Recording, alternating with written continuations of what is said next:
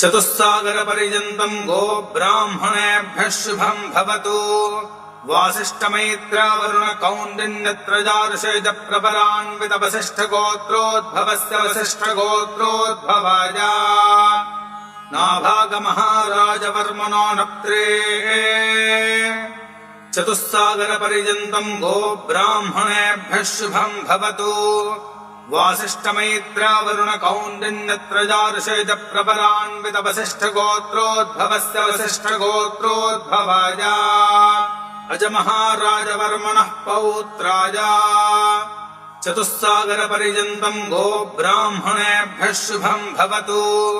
वासिष्ठमैत्रावरुणकौण्डिन्यत्रजाऋषेज प्रपरान्वितवसिष्ठगोत्रोद्भवस्य वसिष्ठगोत्रोद्भवाय दशरथमहाराजवर्मणः पुत्राय।